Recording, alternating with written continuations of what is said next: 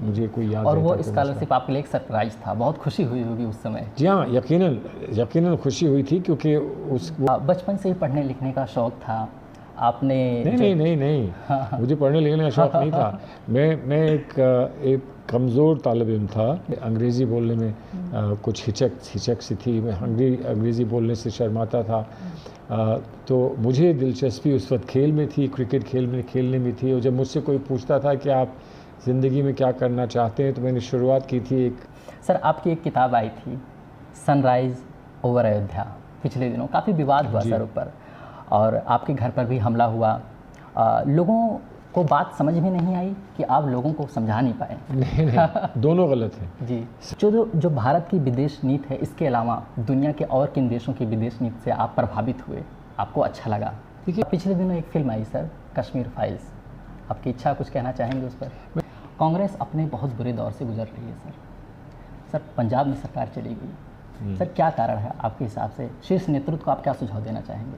देखिए, और इसलिए कि मीडिया हमसे चाहता है कि हम कायद को छोड़ दें, ताकि उनको दो दिन के लिए उनको हेडलाइंस मिल जाएंगी और उनको सुर्खियां मिल जाएंगी। ये हम करने के लिए तैयार नहीं है। कि जामिया में हिंदी विभाग है और उसमें टीवी जर्नलिज्म की पढ़ाई होती है, वो देश को बहुत बड़े बड़े पत्रकार दिए हैं और उसी कोर्स का मैं भी हिस्सा हूँ।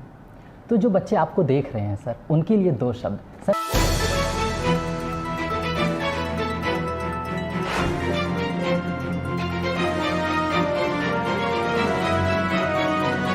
जय हिंद दोस्तों, अस्सलाम वालेकुम। मैं शोएब सलमानी और आप देख रहे हैं हमारा ख़ास शो बतकही में आज हमारे साथ एक ख़ास मेहमान, जो सत्ता में रहे ना रहे लेकिन चर्चा में ज़रूर रहते हैं। भारतीय राजनीति के चमकते सितारे, सुप्रीम कोर्ट के वरिष्ठ मशहूर अधिवक्ता, प्रख्यात लेखक, कानून के शिक्षक सलमान खुर्शीद साहब। सर, आपका बहुत बहुत स्वागत है। जी शुक्रिया। तबीयत कैसी है आपकी सर? अच्छी है। आप जो हालात हैं मुल्क के, उससे बहुत बेहतर है। जी। लेकिन उसका असर तो रहता ही है। जो आस पड़ोस में जो फ़िज़ा है, उसको देखकर कुछ असर तो पड़ता ही है। जी, सवाल ये है कि आपकी पैदाइश अलीगढ़ में हुई जी, और बचपन कैसा बीता सर आपका? घर में इल्म अदब का माहौल था, तहजीब बचपन से ही आपको मिली सर, परवरिश कैसी रही आपकी? परवरिश में मैं समझता हूँ कि यकीनन बहुत कुछ जो मुहैया नहीं होता है मामूली मिडिल क्लास ख़ानदानों में, वो मुझे देखने को मिला। और हर नज़रिए से ज़िंदगी को जो एक जो शुरू का एक ज़िंदगी का वक्त होता है, उसको देखने मिला, जहाँ इल्म से ताल्लुक़ था, जहाँ पर ये मान के चलिए कि तालीम से ताल्लुक़ था, तालीमी इदारों से था। जामिया अलीगढ़ में पैदाइश हुई और परवरिश जामिया के कैंपस में हुई, तो उससे बढ़कर और क्या हो सकता था। और फिर जो पुराने ज़माने की जो शुरफ़ा तहज़ीब जिसे कहते हैं उत्तर प्रदेश की, उन लोगों के बीच में यूपी में परवरिश हुई। जब घर जाना हुआ कायमगंज फ़र्रुखाबाद में, तो वहाँ वो पुराने ज़माने की जो तौर तरीक़े थे, पठानों की ज़िंदगी के जो ख़ास वो पहलू होते हैं, वो देखने को मिला। कहीं शिकार पे जाने को मिला तो शिकार देखा, वो सारी चीज़ें देखने को मिली। और उसके बाद जो आज जिस चीज़ को हम मॉडर्न एजुकेशन कहते हैं, पब्लिक स्कूल एजुकेशन कहते हैं, उसका मुझे मौका फिर दिल्ली पब्लिक स्कूल में पढ़ने का मिला। 11 साल 12 साल वहाँ तालीम का सिलसिला, और उसके बाद फिर यूनिवर्सिटी में, दिल्ली यूनिवर्सिटी में, सेंट स्टीफेंस कॉलेज में, और उसके बाद फिर ऑक्सफोर्ड में। तो अब इससे ज़्यादा तवक्को कोई कर नहीं सकता कि ज़िंदगी में और कुछ मिल जाए। अब उसका बेहतर इस्तेमाल में कर पाया नहीं कर पाया, वो अब आवाम को फ़ैसले करने हैं, और लोगों को, जो मेरे आसपास लोग हैं, उनको फ़ैसले करने हैं कि उसका और बेहतर इंतज़ाम और बेहतर कुछ उसका इस्तेमाल कर सकता था या नहीं। ये उनका फ़ैसला है। जी, आपने सर सेंट स्टीफन कॉलेज का जिक्र किया। सर, उस ज़माने में विदेश में पढ़ने जाना एक बड़ी बात होती थी। सर, आपके लिए कितना संघर्षपूर्ण था इंडिया से बाहर जाकर पढ़ना, और वहाँ क्या अनुभव मिला आपको?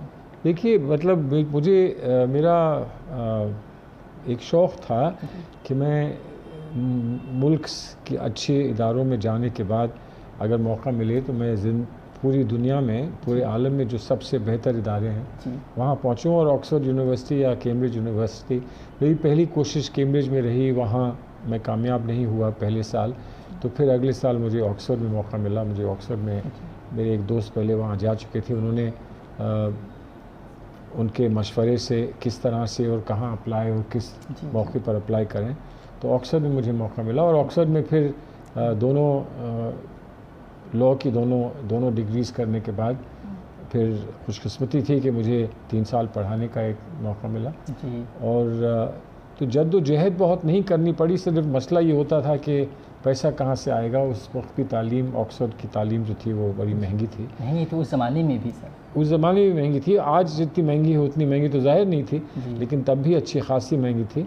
और वहाँ जाने के लिए मुझे उम्मीद ये थी कि मुझे ब्रिटिश काउंसिल की स्कॉलरशिप मिल जाएगी, लेकिन जब मैं यहाँ से रवाना हुआ तो मेरे पास मुश्किल से मेरे ख़्याल से करीब 20,000 रुपये का इंतज़ाम हुआ था, जो शेरवानी साहब ने मुझे दिया था। शेरवानी साहब, सलीम शेरवानी साहब के वालिद, उनकी एक ऑर्गेनाइजेशन थी जहाँ मैंने अप्लाई किया, शेरवानी साहब ने मदद की और वो पैसे लेकर सबसे पहले, और एक और कलकत्ते के एक साहब थे, बहुत फिराक दिली से उन्होंने कुछ पैसे दिए, और उन पैसों की से जो हिम्मत मिली मुझे, तो मैं ऑक्सफोर्ड पहुंचा। और जब ऑक्सफोर्ड में 1 हफ्ते 10 दिन मुझे हो गए थे, तब ब्रिटिश काउंसिल की स्कॉलरशिप का पता लगा और अगर वो ना मिलती तो क्या होता मुझे अंदाज़ा भी नहीं है। लेकिन बहरहाल इतनी ही जद्दोजहद करनी पड़ी, इससे ज़्यादा नहीं करनी पड़ी। उसके बाद फिर आसानी से 2-3 साल निकल गए, फिर ऑक्सफोर्ड में पढ़ाने का मौका मिला। तो फिर ऐसी कोई ऐसी तकलीफ़, इतनी गहरी तकलीफ़ नहीं रही जिसकी वजह से मुझे कोई याद। और वो स्कॉलरशिप आपके लिए एक सरप्राइज़ था, बहुत खुशी हुई होगी उस समय। जी हाँ, यकीनन खुशी हुई थी, क्योंकि वो करीब 50% जो ख़र्चा था, जो रहन सहन के लिए, वहाँ रहने के लिए जो हॉस्टल वगैरह खर्चा था वो करना पड़ रहा था, लेकिन जो पढ़ाई का ख़र्चा था वो पूरा ब्रिटिश काउंसिल ने दिया था। तो तक ये मानिए कि 50% जो ख़र्चा होता है, वो 3 साल का ख़र्चा होता है, वो मुझे ब्रिटिश काउंसिल से मिल गया था। बचपन से ही पढ़ने लिखने का शौक़ था आपने? नहीं, मुझे पढ़ने लिखने का शौक़ नहीं था। मैं एक कमज़ोर तालिब इल्म था, और मेरी बहनें मुझे पढ़ाया करती थी, जिन्हें बड़ा शौक़ था। मेरी बड़ी बहन अंजुम, जिन्हें पढ़ाई लिखाई का बड़ा शौक़ था, वो मुझे बैठकर मैथ्स सिखाया करती थी। मुझे अंग्रेज़ी बोलने में कुछ हिचक सी थी, मैं अंग्रेज़ी बोलने से शर्माता था। तो मुझे दिलचस्पी उस वक्त खेल में थी, क्रिकेट खेलने में थी। और जब मुझसे कोई पूछता था कि आप ज़िंदगी में क्या करना चाहते हैं, तो मैंने शुरुआत की थी एक रेलवे इंजन ड्राइवर से। अच्छा। कि मैं रेलवे इंजन का ड्राइवर बनूंगा, क्योंकि वही मुझे बहुत दिलचस्प लगता था। और फिर वहाँ से बढ़ते बढ़ते मैं एयरफोर्स पायलट पर पहुँचा कि मैं एयरफोर्स ज्वाइन करूँगा।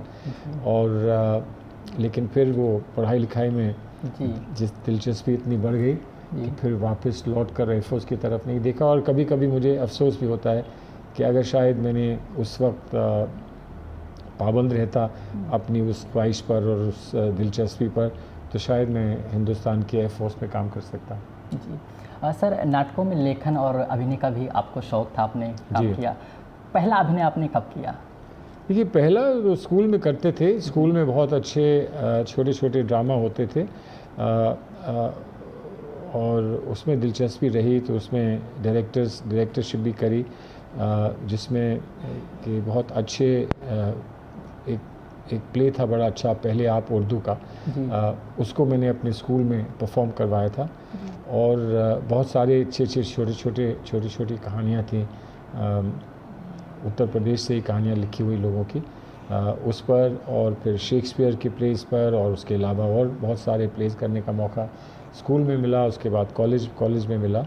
लेकिन अगर संजीदगी से कभी मैंने ये सोचा कि मैं कुछ लिखूं और ड्रामे में देखूं कि जो मैंने सीखा है स्टेज पर, उससे मैं क्या कहीं लिख कर दिखा सकता हूं, तो मैंने जब सन्स ऑफ बाबर या बाबर की औलाद के लिए लिखा था, तो उसमें मैंने कोशिश की है कि जो भी मेरी मालूमात थी और जो मेरा एक्सपीरियंस था, तजुर्बा था थिएटर का, उसमें मैं उसको उतार सकूं। और मुझे उम्मीद है कि वो लोगों के लिए एक दिलचस्प पेशकश है जिसको लोग देखते हैं तो उनको मज़ा आता है।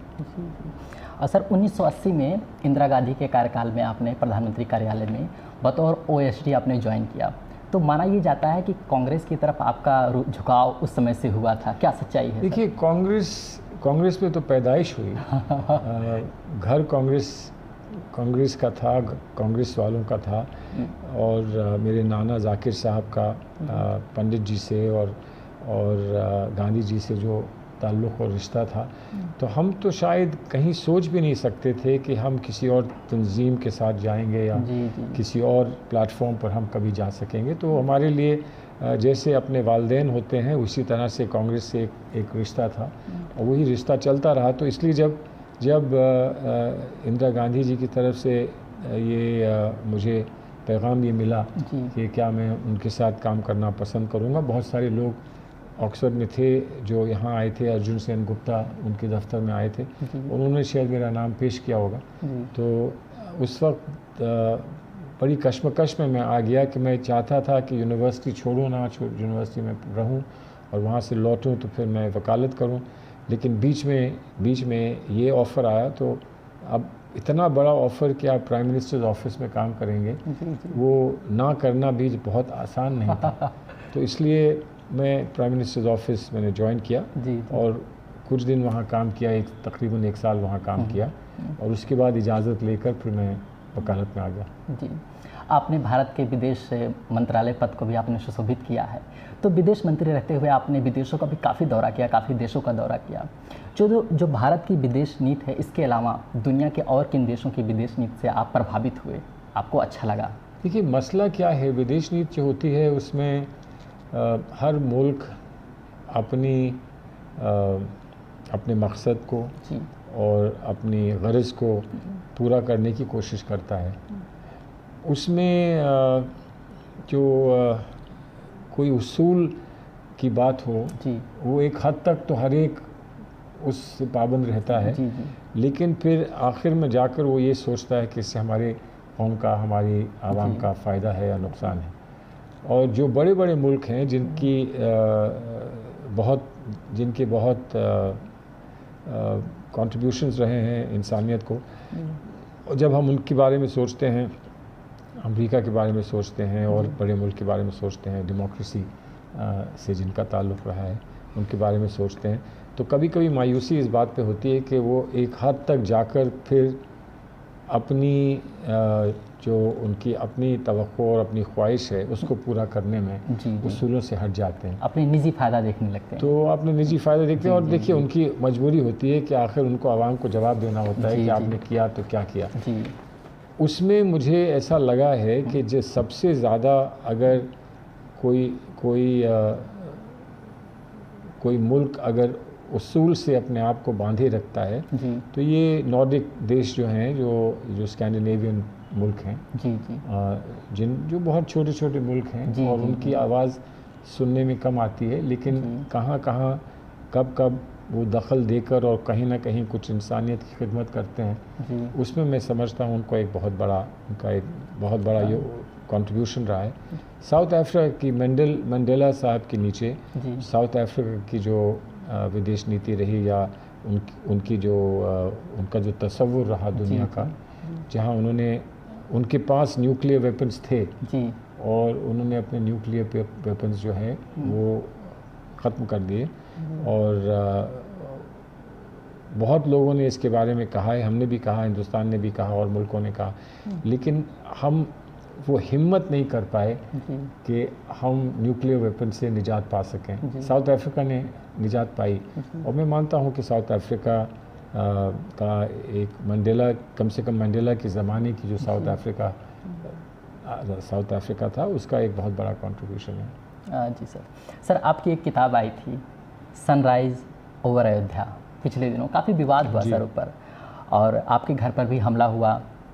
लोगों को बात समझ में नहीं आई कि आप लोगों को समझा नहीं पाए? नहीं, दोनों गलत हैं। समझ में नहीं आई भी गलत है, समझा नहीं पाया भी गलत है। लेकिन समझा नहीं पाया तो जाहिर है, अगर आप कोई नहीं समझता है तो आप यही कहेंगे कि मैं समझा नहीं पाया। लेकिन बीच की बात थी कि लोग जो नहीं समझे वो समझना नहीं चाहते थे, क्योंकि अगर वो ये मान लेते कि हम समझ गए हैं तो वो सारी वो हरकतें ना करते जो उन्होंने करी। और वो हरकतें उन्होंने इसलिए करी कि वो उनकी सियासत है, उनकी सियासत है कि हम वो चीज़ करें जिससे आग लगे, हम वो चीज़ ना करें जिससे कि अमन हो और जिससे लोगों को सुकून मिले, वो ना करें। आग लगाओ, लोगों को बांटो और कहीं भी जैसे भी हो आप नफ़रत पैदा करो। तो इसलिए जो ये चाहता है वो यकीनन एक अच्छे पैगाम को क्यों मानेगा, क्यों समझेगा, और इसलिए वो ये कहता है कि नहीं ये हमको नहीं समझ में आया। तो मैं ये नहीं कहूँगा कि मेरी बेबसी और मेरी कमज़ोरी है कि मैं समझा नहीं पाया। हालांकि एक पहलू से ये बात जो है मेरे ख़्याल से सही होगी, लेकिन सच्चाई ये है कि वो समझना नहीं चाहते थे। और अगर वो समझना चाहते तो किताब का उन्वान किताब मैंने लिखी और मैंने ये कहा सनराइज़ ओवर अयोध्या, तो मैंने ये कहा किताब में क्यों लिखता ये कहकर कि सूरज निकल के आया है, रोशनी होगी। मैं तो ये कहता कि अंधेरा हुआ है, सूरज डूब गया है, अंधेरा हुआ है।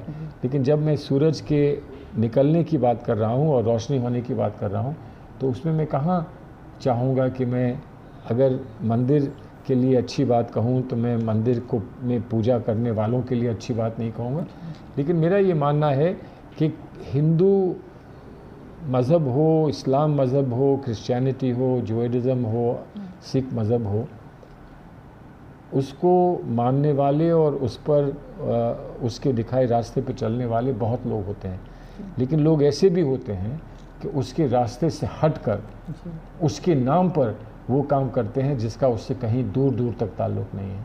और जब इन लोगों की कोई शिकायत करता है तो जाहिर है उनको नागवार गुजरती है और वो फिर रिएक्ट करते हैं। तो हमको इस बात से परेशान नहीं होना चाहिए कि ऐसे भी लोग हैं जो मज़हब का गलत इस्तेमाल करते हैं, नाम गलत लेते हैं मज़हब का, वो किसी मज़हब के भी हों, वो मज़हब को गलत इस्तेमाल करके पेश करते हैं और मज़हब को बदनाम करते हैं।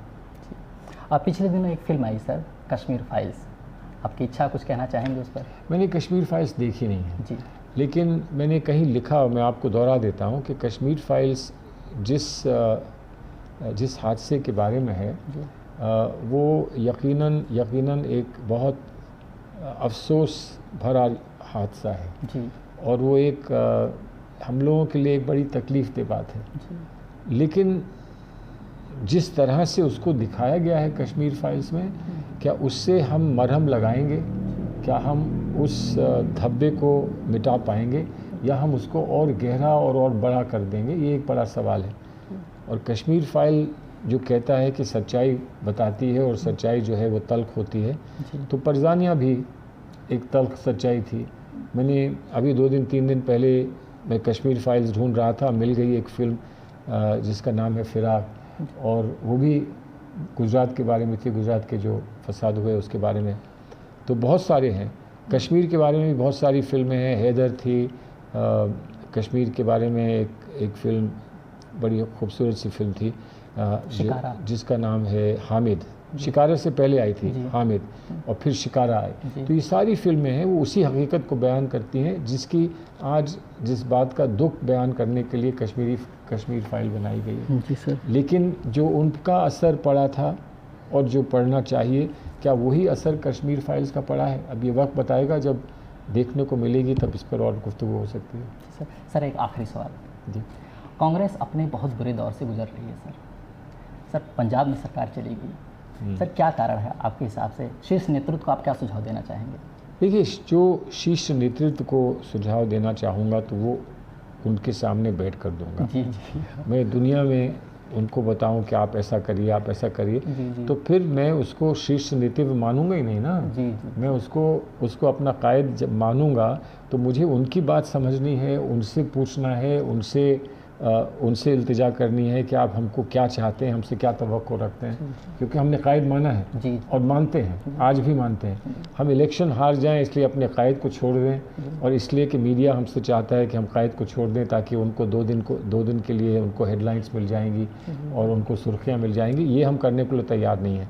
लेकिन हाँ, हम सब जानते हैं, हमारे कायद भी जानते हैं, हमारे रहनुमा जानते हैं, हम जानते हैं कि हालात नाजुक हैं और हमारे हालात अगर नाजुक रहे तो मुल्क के हालात नाजुक रहेंगे। मुल्क को बचाना है तो हमको अपने आप को बचाना होगा। हमको फिर से ताकत के साथ अपनी ज़मीन को फिर से अपने काबू में लेकर खड़े होकर और जद्दोजहद करनी होगी और हम करेंगे। ये हमारा यकीन है, ये हमारा विश्वास है और इसको हम करके दिखाएंगे। जी सर, आपने सर मीडिया का नाम लिया। एक जामिया में हिंदी विभाग है और उसमें टीवी जर्नलिज्म की पढ़ाई होती है। वो देश को बहुत बड़े बड़े पत्रकार दिए हैं और उसी कोर्स का मैं भी हिस्सा हूँ। तो जो बच्चे आपको देख रहे हैं सर, उनके लिए 2 शब्द सर, कल के वो भारत के भविष्य पत्रकार हैं सर। आपके हिसाब से आज के दौर में जो पत्रकारिता इस देश में हो रही है, ये बच्चे जाएंगे कल कैसी पत्रकारिता करें? आपकी तरफ से 2 शब्द उन बच्चों के लिए। देखिए, अगर सियासी लोगों पर से बहुत तवक्कुआत होते हैं मुल्क के और हम सब के समाज के, आवाम के, माशरे के, तो उससे कहीं कम तवक्कुआत जो है वो मीडिया से नहीं होते हैं। और मैं तो ये कहूँगा कि सियासी लोग अगर कामयाब रहें तो बहुत कुछ कर सकते हैं, आवाम के लिए बहुत कुछ कर सकते हैं, मुल्क और हालात के लिए बहुत कुछ कर सकते हैं। लेकिन आप लोग भी, और यकीन मानिए आपके पास जो हाथ में है, जो आपके पास क़ुव्वत हाथ में है, लोगों के जहन पर एक छाप डालने की, वो एक बहुत बड़ी क़ुव्वत है। डेमोक्रेसी में, जमहूरियत में उससे बढ़कर कोई क़ुव्वत हो नहीं सकती।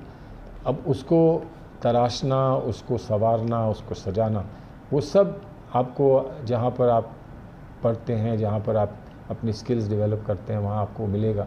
लेकिन आखिर में आपको वो चीज़ कोई दे नहीं सकता। एक अच्छा उस्ताद मुमकिन है आपको इंस्पायर कर दे, लेकिन वो चीज़ कोई और दे नहीं सकता जो आपके अंदर है, जो आपके दिल में होगी और जो आपके जहन में होगी। और वो ये है कि आप एक अच्छा मुल्क, अच्छा समाज कैसे बना सकते हैं और कैसे बनाएंगे। मेरी दुआ है कि आप इस जानिब चलकर, इस रास्ते पर चलकर कामयाबी मिलेगी आपको। ये मेरी दुआ है। सर, आपने इतना कीमती वक्त दिया, आपका बहुत बहुत शुक्रिया सर। आप स्वस्थ रहिए, ऐसी वकालत करते रहें देश के लिए। Thank you. और आज हमारे साथ थे सुप्रीम कोर्ट के मशहूर वरिष्ठ अधिवक्ता, भारत के पूर्व विदेश मंत्री सलमान खुर्शीद साहब। कैमरा पर्सन महबूब के साथ मैं शोएब सलमानी। मिलते हैं एक नई शख्सियत के साथ, एक नए मेहमान के साथ। तब तक आप देखते रहिए हमारा चैनल द शोएब सलमानी। जय हिंद, जय भारत।